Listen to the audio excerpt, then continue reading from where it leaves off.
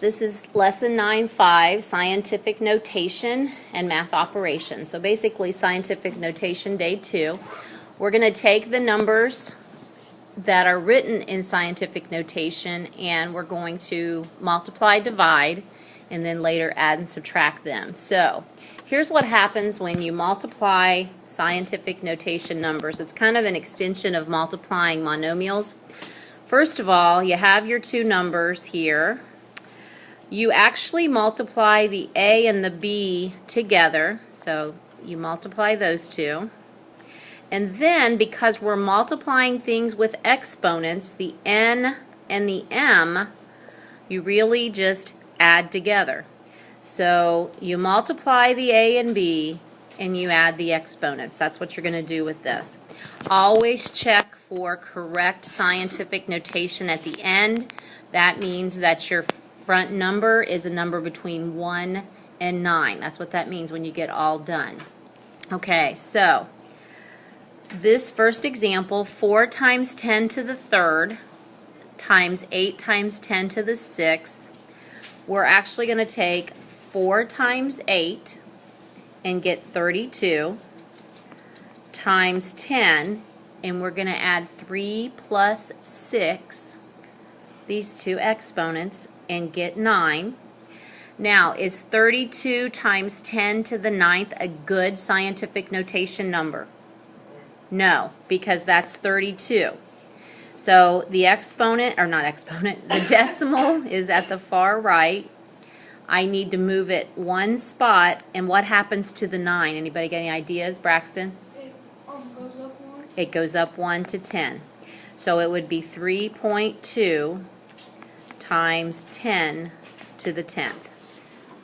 That's doing scientific notation and a multiplication. You multiply the numbers and you add the exponents. Any questions about that?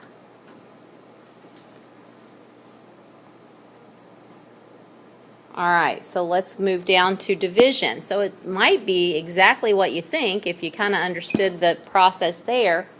Division, you actually divide the two numbers, so these two, you divide them, and then you subtract the exponents. You actually divide the numbers in front and you subtract the exponents. So 6 times 10 to the 8th divided by 8 times 10 to the second.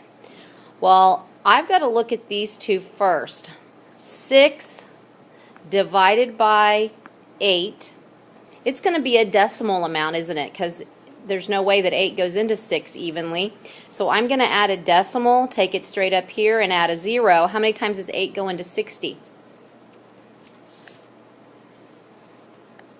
7, which makes it 56. 4, add another 0. What about 8 into 40? Stephen? 5. And that's exactly 40. So it's 0.75 times 10. Now subtracting the 8 minus 2, so 6. Okay, 0.75 times 10 to the 6, is that a good scientific notation answer? No, we've got to move it this way. So what does it do to the exponent when I go that way now? Just the opposite, right? Yeah. It's going to go down 1. So 7.5 times 10 to the 5th. Okay, so that's multiplication and division. Not a huge stretch on what to do there. It's similar to when we were doing those monomials that had exponents. All right, now we're going to go to addition and subtraction. Basically, these two, you could group them together because the same rule applies. They must have the same exponent. That's the big thing right there.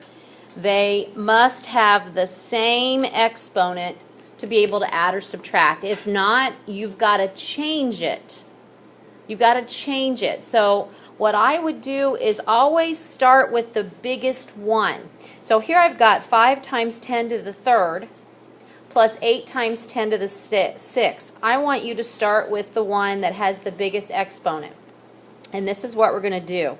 We've got to make the 6 become a 3. So if I have 8 times 10 to the 6th, if I move the decimal over one place, it makes it a 5. If I move it over another place, it would make it a 4. And one more place, then it would make it a 3, which is what I want. What would I put in those empty waves? Zeros. So this would be 8,000 times 10 to the 3rd. Does everybody see how I did that? All right, so what I need to do now is take 8,000 times 10 to the 3rd and add it to 5 times 10 to the 3rd. So you do similar to what we did above. I'm going to take the 5 and add to the 8,000. So the 8,000 plus 5, well, obviously that's 8,005. Oops, too many zeros there. 8,005. So when you do that, you got 8,005 times 10 to the 3rd. But now what do you got to do to finish off this, do you think? Move the decimal back. And what exponent you think I'm going to end up with? Yeah, you're going to end up where you started on this. So every time I move it back, I move it 1, it becomes a 4. Another one, 5, and back to where it really needs to be. Then it's 6. My final answer, 8.005 times 10 to the 6th. Questions about what I did there? I'll kind of go through the steps again. You take the number that has the largest exponent, write it until it, or break it down until it has the same exponent as the other one. Go ahead and perform the operation, which is going to be addition or subtraction, and then bring it back the other way. Okay, one more. Let's do a subtraction one. So it does the same thing. So which one am I going to start with? Dakota? The one with the 5. Okay, so 3.7 has a 5. If I move it over one spot, it goes down to 4.